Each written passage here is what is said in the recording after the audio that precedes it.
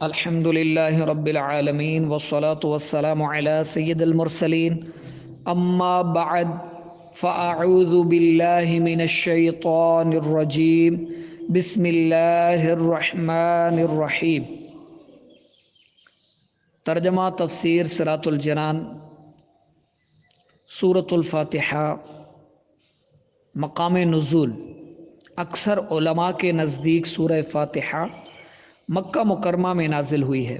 امام مجاہد رحمۃ اللہ علیہ فرماتے ہیں سورہ فاتحہ مدینہ منورہ میں نازل ہوئی ہے، اور ایک قول یہ ہے کہ سورہ فاتحہ 2 مرتبہ نازل ہوئی، ایک مرتبہ مکہ مکرمہ میں اور دوسری مرتبہ مدینہ منورہ میں نازل ہوئی ہے۔ اس صورت میں 1 رکوع ہے، 7 آیتیں، 27 کلمے اور 140 حروف ہیں۔ اس صورت کے متعدد نام ہیں، اور ناموں کا زیادہ ہونا اس کی فضیلت اور شرف کی دلیل ہے۔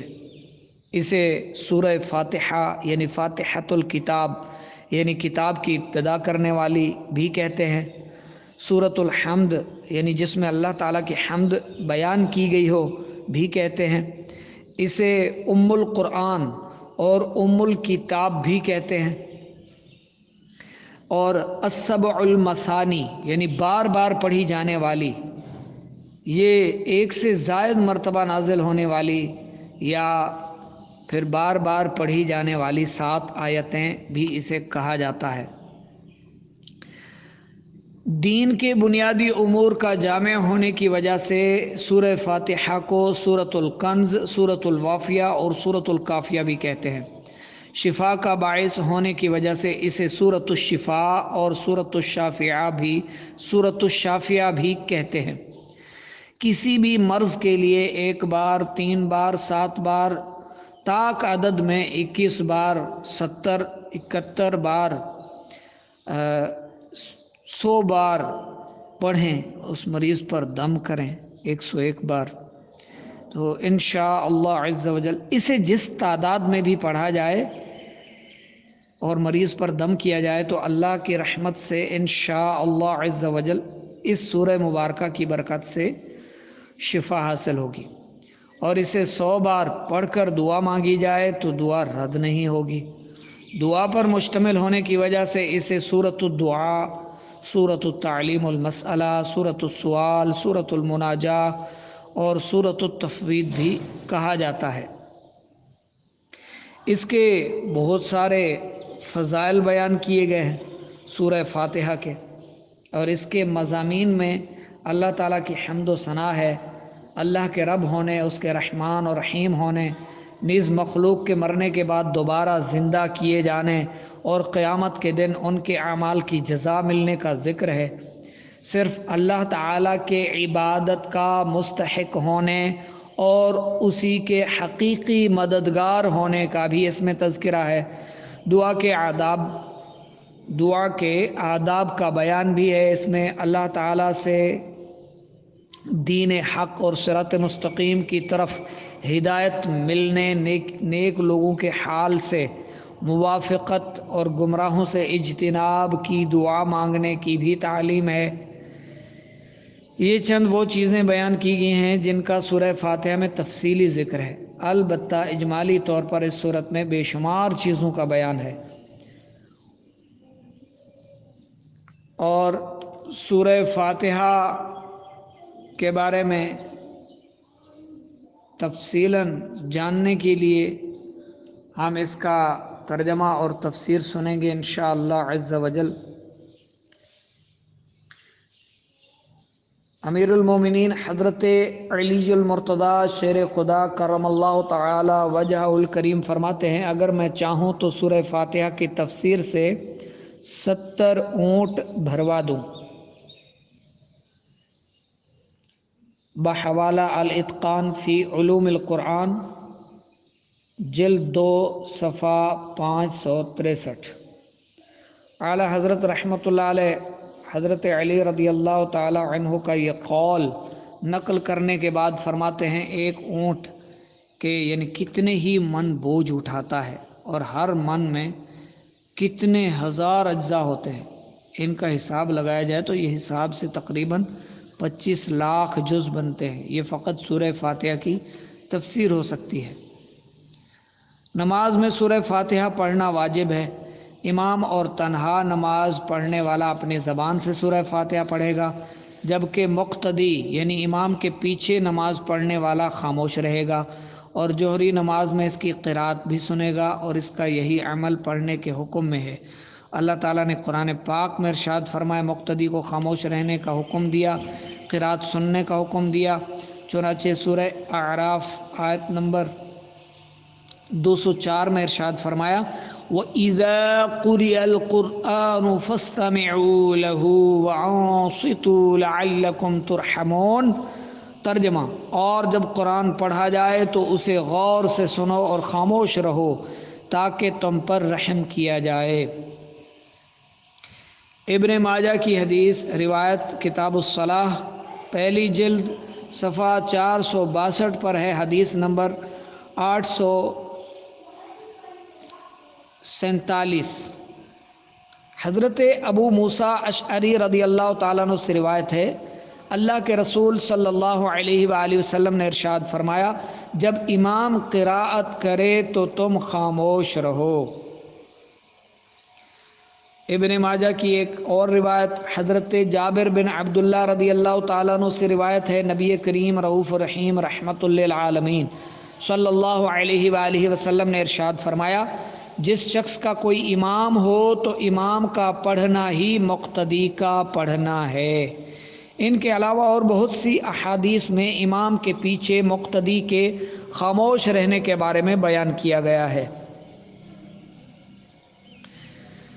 امام فخر الدین رازی رحمۃ اللہ علیہ فرماتے ہیں، مدینہ منورہ کے چند علماء امام ابو حنیفہ رضی اللہ تعالیٰ عنہ کے پاس اس غرض سے آئے کہ وہ امام کے پیچھے مقتدی کی قراءت کرنے کے معاملے میں ان سے مناظرہ کریں۔ امام اعظم ابو حنیفہ رضی اللہ تعالیٰ عنہ نے ان سے فرمایا، سب سے مناظرہ کرنا میرے لیے ممکن نہیں، آپ ایسا کریں کہ مناظرے کا معاملہ اس کے سپرد کر دیں جو آپ سب سے زیادہ علم والا ہے، تاکہ میں اس کے ساتھ مناظرہ کروں۔ انہوں نے ایک عالم کی طرف اشارہ کیا تو امام اعظم ابو حنیفہ رضی اللہ تعالیٰ عنہ نے فرمایا، کیا یہ تم سب سے زیادہ علم والا ہے؟ انہوں نے جواب دیا، ہاں۔ آپ نے فرمایا، کیا میرا اس کے ساتھ مناظرہ کرنا تم سب کے ساتھ مناظرہ کرنے کی طرح ہے؟ انہوں نے کہا، ہاں۔ آپ نے فرمایا، اس کے خلاف جو دلیل قائم ہوگی وہ گویا کہ تمہارے خلاف قائم ہوگی؟ انہوں نے جواب دیا، ہاں۔ آپ نے فرمایا، اگر میں اس کے ساتھ مناظرہ کروں اور دلیل میں اس پر غالب آ جاؤں تو وہ دلیل تم پر بھی لازم ہوگی؟ انہوں نے کہا، ہاں۔ آپ نے پوچھا، وہ دلیل تم پر کیسے لازم ہوگی؟ انہوں نے جواب دیا، اس لیے کہ ہم اسے اپنا امام بنانے پر راضی ہیں، تو اس کی بات ہماری بات ہوگی۔ آپ نے فرمایا، ہم بھی تو یہی کہتے ہیں کہ جب ہم نے ایک شخص کو نماز میں اپنا امام مان لیا تو اس کی قرات کرنا ہمارا قرات کرنا ہے اور وہ ہماری طرف سے نائب ہے۔ آپ رحمۃ اللہ علیہ کی یہ بات سن کر سب نے اقرار کر لیا کہ امام کے پیچھے مقتدی قرات نہیں کرے گا۔ بحوالہ تفسیر کبیر سورۃ البقرہ تحت الآیہ، صفحہ نمبر 412، جلد 1۔ نماز جنازہ میں خاص دعا یاد نہ ہو تو دعا کی نیت سے سورہ فاتحہ پڑھنا جائز ہے، جبکہ قراءت کی نیت سے پڑھنا جائز نہیں۔ فتاوی عالمگیری کتاب الصلاح پہلی جلد صفحہ 164۔ بسم اللہ الرحمن الرحیم، اللہ کے نام سے شروع جو نہایت مہربان رحمت والا ہے۔ بعض لوگ ترجمہ کرتے ہیں شروع اللہ کے نام سے، تو انہوں نے شروع سے شروع کیا، اللہ کے نام سے شروع نہیں کیا، لہذا اس کا ترجمہ یوں کریں گے، اللہ کے نام سے شروع جو نہایت مہربان رحمت والا ہے۔ علامہ احمد صاوی رحمۃ اللہ علیہ فرماتے ہیں، قرآن مجید کی ابتدا بسم اللہ سے اس لیے کی گئی تاکہ اللہ تعالیٰ کے بندے اس کی پیروی کرتے ہوئے ہر اچھے کام کی ابتدا بسم اللہ سے کریں، اور حدیث پاک میں بھی اچھے اور اہم کام کی ابتدا بسم اللہ سے کرنے کی ترغیب دی گئی ہے۔ چنانچہ کنز العمال کتاب الاذکار میں ہے، پہلی جلد صفحہ 277 پر ہے، حدیث نمبر ہے 2488۔ حضرت ابو ہریرہ رضی اللہ تعالیٰ عنہ سے روایت ہے، حضور پر نور صلی اللہ علیہ وآلہ وسلم نے ارشاد فرمایا، جس اہم کام کی ابتدا بسم اللہ الرحمن الرحیم سے نہ کی گئی تو وہ ادھورا رہ جاتا ہے۔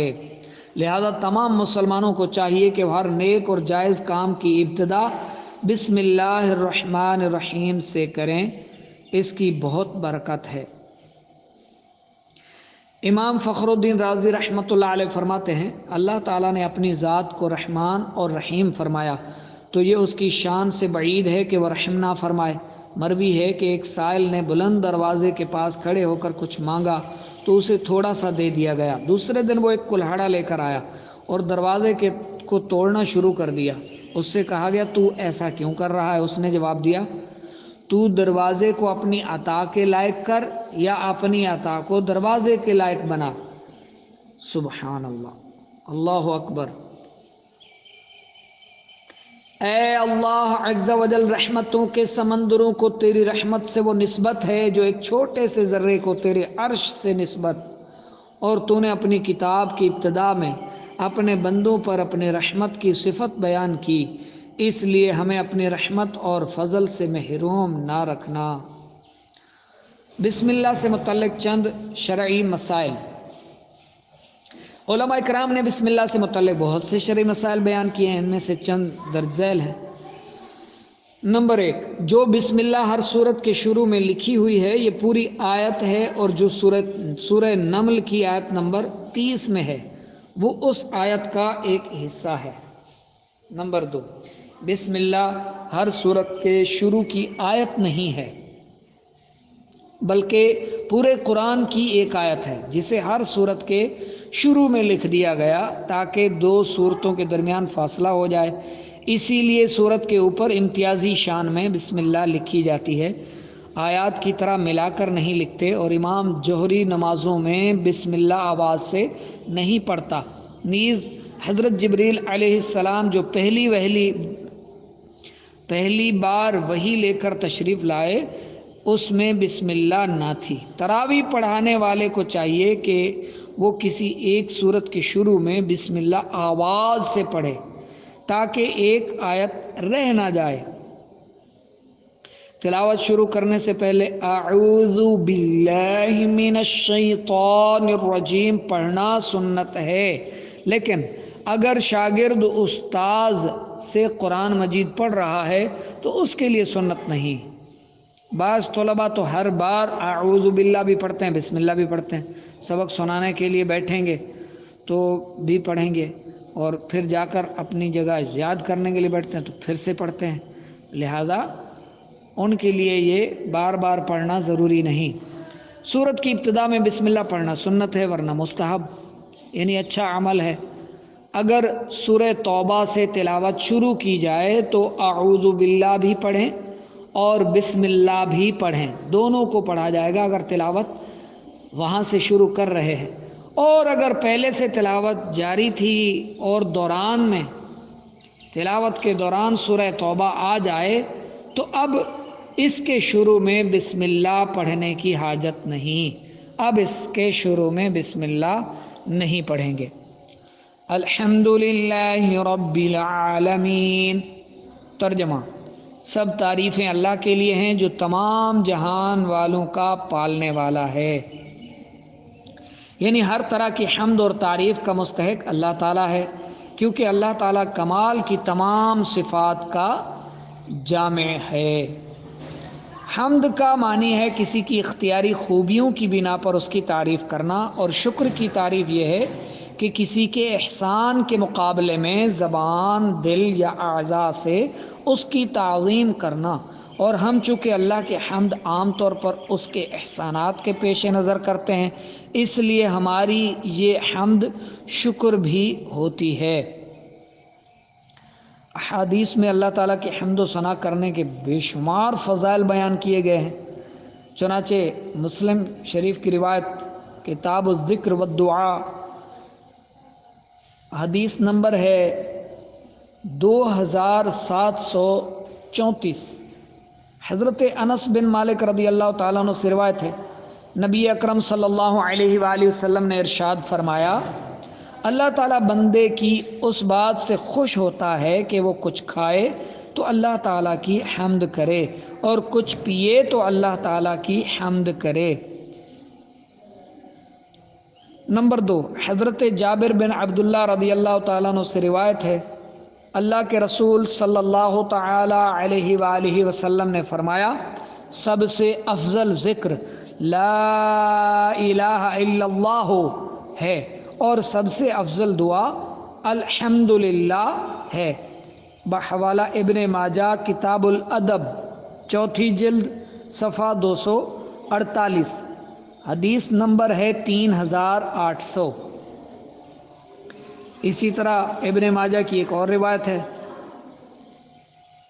جس میں حضرت انس بن مالک رضی اللہ تعالیٰ عنہ سے روایت کیا گیا کہ سرکار صلی اللہ علیہ وآلہ وسلم نے فرمایا، جب اللہ تعالیٰ اپنے بندے پر کوئی نعمت نازل فرماتا ہے اور وہ نعمت ملنے پر الحمدللہ کہتا ہے تو یہ حمد اللہ تعالیٰ کے نزدیک اس دی گئی نعمت سے زیادہ افضل ہے۔ حمد سے متعلق شرعی حکم بھی سماعت فرمائیں۔ خطبے میں حمد واجب، کھانا کھانے کے بعد حمد کرنا مستحب عمل، چھینک آنے کے بعد سنت ہے اور حرام کام کے بعد حرام ہے اور بعض صورتوں میں کفر ہے۔ الحمدللہ، للہ اللہ کے لیے۔ اللہ اس ذات اعلیٰ کا عظمت والا نام ہے جو تمام کمال والی صفتوں کی جامع ہے، اور بعض مفسرین نے لفظ کے معنی بھی بیان کیے ہیں، جیسے کہ اس کا ایک معنی ہے عبادت کا مستحق، اس میں اللہ کا معنی عبادت کا مستحق۔ دوسرا معنی ہے وہ ذات جس کی معرفت میں عقلیں حیران ہیں۔ تیسرا معنی ہے وہ ذات جس کی بارگاہ میں سکون حاصل ہوتا ہے، اور چوتھا معنی ہے وہ ذات کے مصیبت کے وقت جس کی پناہ تلاش کی جائے۔ اور بزرگان دین فرماتے ہیں اگر کوئی شخص اس اسم یعنی اللہ کا ورد کرے اور روزانہ کم از کم 1000 بار اور زیادہ جتنی تعداد میں اللہ اللہ اللہ کا ورد کرے تو اس کے دل کو اللہ تعالیٰ کی معرفت سے اللہ تعالیٰ روشن فرما دیتا ہے، منور فرما دیتا ہے، اور اس کا قلب غفلت سے بیدار ہو جاتا ہے، اور ایسے شخص کو نیکی کی توفیق ملتی ہے، اور ایسے شخص کی دعائیں مستجاب ہوتی ہیں جو اس میں اللہ کا کثرت سے ورد کرے، وظیفہ کرے۔ رب العالمین جو سارے جہان والوں کا مالک ہے، لفظ رب کے کئی معنی ہیں، جیسے سید، مالک، معبود، ثابت، مصلح اور بتدریج مرتبہ کمال تک پہنچانے والا۔ اور اللہ تعالیٰ کے علاوہ ہر موجود چیز کو عالم کہتے ہیں، اور یہ دنیا ایک عالم ہے۔ اسی طرح عالم ارواح ہے، عالم برزخ ہے، جتنے بھی عالم ہیں اور اس میں تمام مخلوقات داخل ہیں، اور رب عز و جل وہ ہے جو سارے جہان والوں کا مالک ہے۔ صدق اللہ العظیم۔